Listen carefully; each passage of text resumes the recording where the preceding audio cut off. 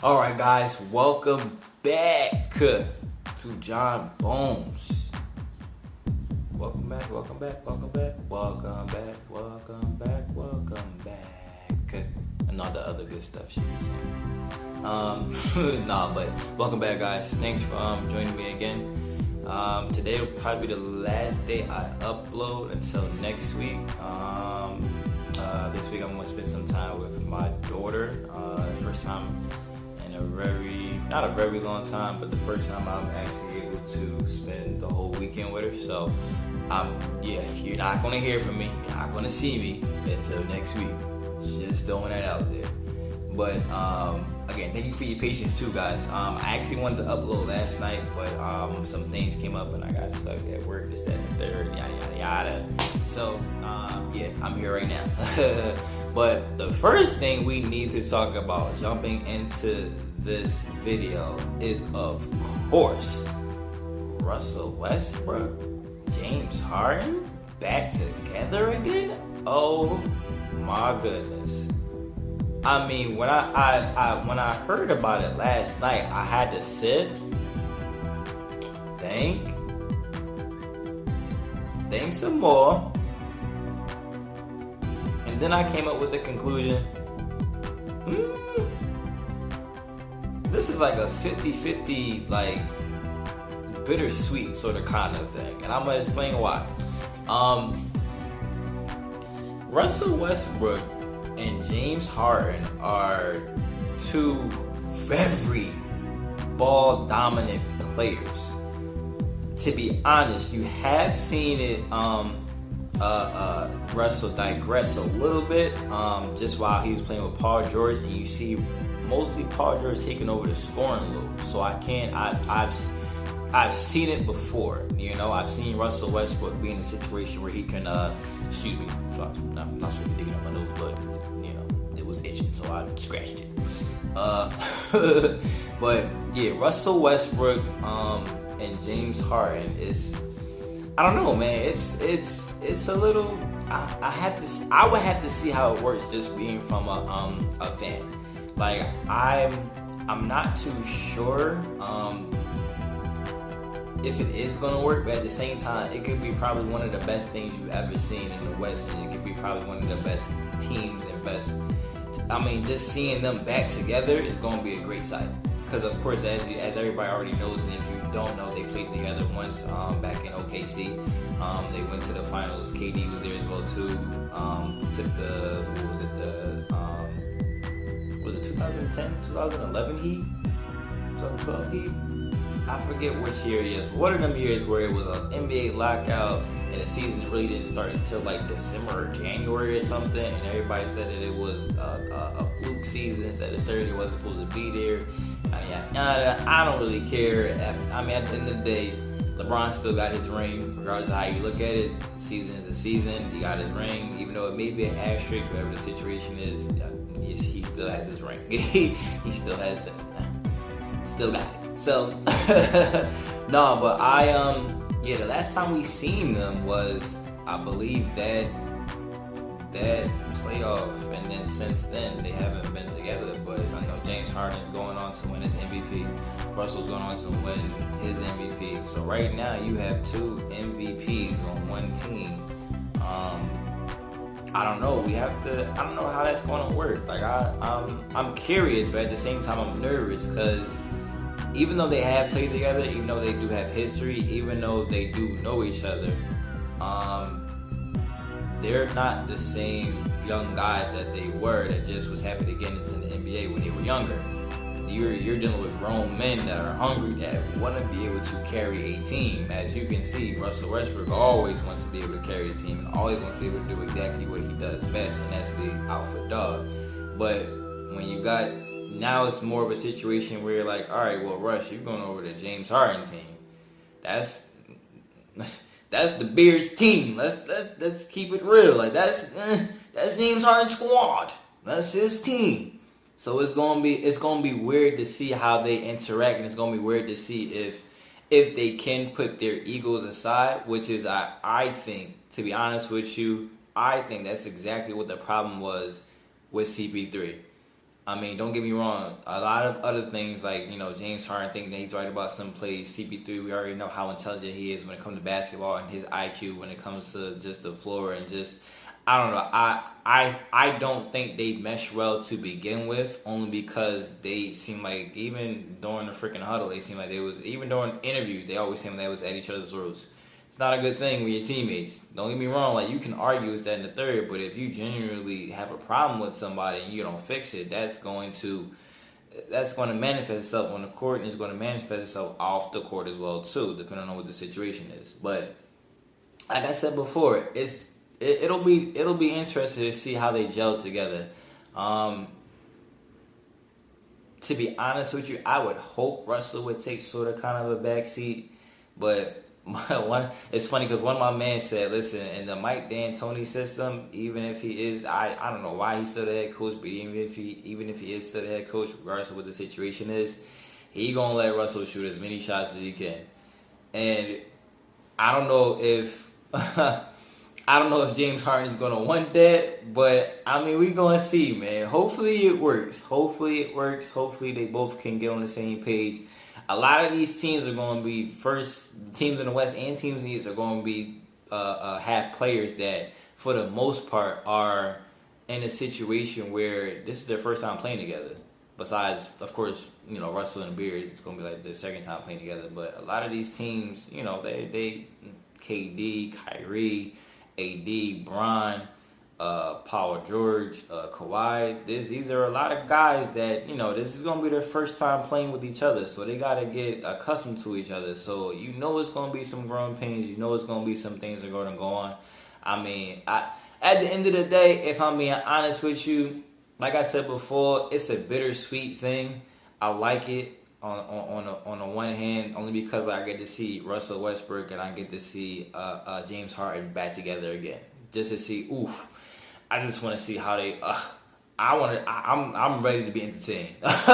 I'm ready to be entertained for sure. But other than that, like, I'm worried because I don't want their egos to get to the point where they don't win the championship. Because, I mean, if I'm being, again, this is all coming from honesty. This is all coming from heart. This is all coming from what I would like to see. James Harden deserves a ring. Man, Russell Westbrook for damn sure deserves a ring. For sure. Not to say that CP3 doesn't deserve a ring, and nothing to take away from CP3 and what he's done throughout the course of his history. Same thing with all the other guys, but I mean, those guys in particular, yeah, y'all deserve it for sure. Y'all been doing y'all thing for the past 4 or 5 years in the league. If it wasn't for that man over in the East, LeBron, if it wasn't for him, if it wasn't for Durantula, the Slim Reaper, if it wasn't for him, you could kind of argue like Russ might have one already. Let's not forget about Steph and Clay. We already know about the Splash Brothers and the Warriors. We know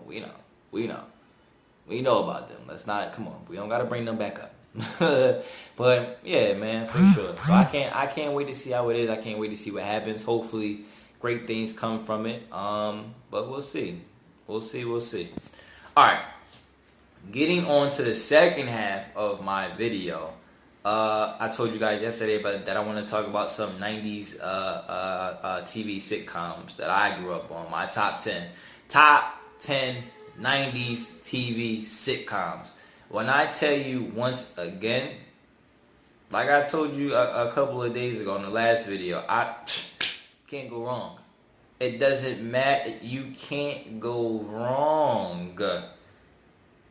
Sister, Hanging with Mr. Cooper, In the House, Living Single, Moesha, Martin, Jamie Foxx Show, Fresh Prince of Bel-Air, the Cosby Show, Sanford and Son. If you want to go way back, good times. If you want to go way back, you can't go wrong. I think majority of those shows now, you can actually watch those shows on, I think, is it TV One? I think TV One is probably one of the main networks or the main channels that a lot of those shows you can still catch those on. So when I tell you, there's never there's never a dull moment when it comes to the 90s. With anything that you choose, never a dull moment when it comes to the 90s, man. I would have to say my top show. I'll narrow it down from 10 to 3 because I know 10 is a lot, and I know you guys are like the Jeffersons. Oh my goodness, it's just Malcolm and Eddie. What? The Waynes. Oh my. I'm gonna continue. But I would have to say honestly, my top 3 shows that to this day, if it's on, turning right to it. Fresh Prince of Bel-Air. Definitely Martin. Gotta be Martin. And if I'm being honest, people are not gonna like me for this, but I don't really care what people like, and I don't really care what people say.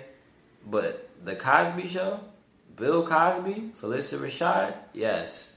If that is on, I'm gonna watch it. Shit.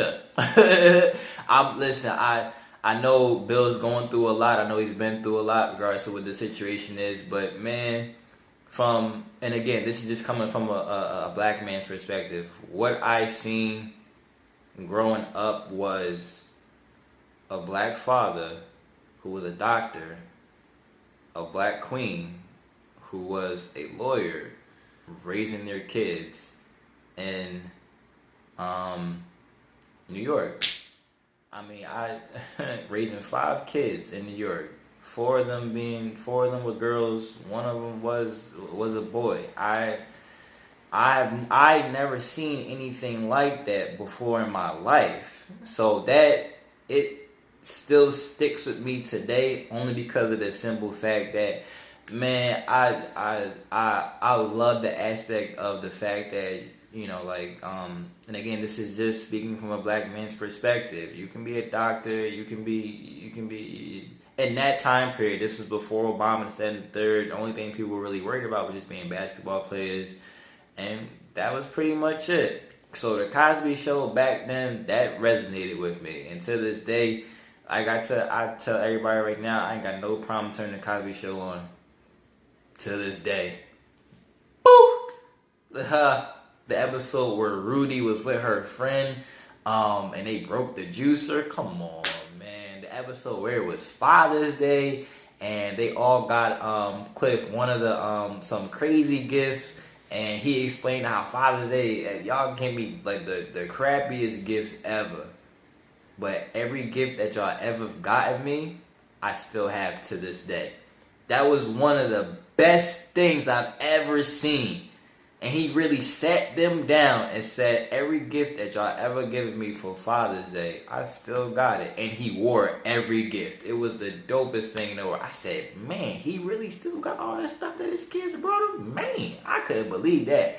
That's probably one of my favorite episodes. But my all-time favorite episode was when they had the contest, the smooth contest. If you know that episode, please leave a comment. Cliff and Claire were going out for their anniversary, and they made a little wager. Like, okay, well, we're gonna have a smooth contest. Whoever can be the smoothest, we're gonna let our kids decide. Our kids is gonna be the judges, and that and the third. And from their applause, we're gonna pick the winner. Now, Claire said bet. They said bet. And then they went from there. When I tell you the whole episode was hilarious, oh my goodness. Cliff doing his thing with his nice little suit on, had his suspenders turned around, But of course, we already know Queen Bee run. Come on. It's Queen Bee. You not gonna beat no woman in no smooth fashion contest when she wanna be. What? Especially what? You tripping? Okay, you could try. That's why I said. But I just love the episode because I think something happened to her foot too. So she was in a situation where she was handicapped, and she had to do something very creative when it came to her foot and having her foot sort of kind of blend in with the outfit. I forget what she did to it, but that thing was so dope. Oh my goodness. But man, it was that was a good episode. That was a good episode for sure. What was the other show? I said Martin and Fresh Prince. We not even gonna talk about those two because I can go all day with those two when it comes to episodes. Oh my goodness, the Fresh Prince of Bel-Air when he burned down the kitchen. Oh my goodness, when he first went inside there. I think one thing that really resonates with me was an episode when I don't know what happened, but the end of the episode it showed Will playing Beethoven on a piano, and Uncle Phil looked at him and he said, okay. And as he looked at him, he said, like, mind you, if you know the show, if you watch the show, then you don't understand how that sort of kind of resonated. Because when he looked at him, he said, I didn't know you even had that in you. Mind you, he's playing it fluidly. He's playing it like it's nothing. It's that and the third. Like, I think one of the best things that that was brought to my attention was how can a rose grow from the ground? You'd be surprised how many roses grow from a concrete ground. For sure. Concrete ain't supposed to be there. There's grass underneath all that. But, I mean, even when something seems impossible, nothing's ever impossible. But, and of course, Martin, oh my goodness. Oh my goodness. I'ma just leave it at this. 2 episodes. If you don't know these 2 episodes, don't talk to me. I don't want to hear out. Dog. 2 episodes. The missing CD player and the one where he was trying to fight his car ticket. If you don't know those 2 episodes, don't talk to me. I don't care who you are. The best 2 episodes. Let me say this again for the people that don't understand it. The episode where he lost his CD player, okay? And the second episode where he was trying to fight that traffic ticket, that car ticket, the ticket that he caught while he was inside the car, whatever the situation was. Man, if you don't know those 2 episodes, listen, don't talk to me. Leave me alone. But yeah, man, that's probably, like I said before, you can never go wrong with any 90s sitcoms. You can never go wrong with any 90s shows. These are the shows that I grew up on. These are the shows that I like for myself. And again, like, yeah, you can never go wrong with any of this stuff, man.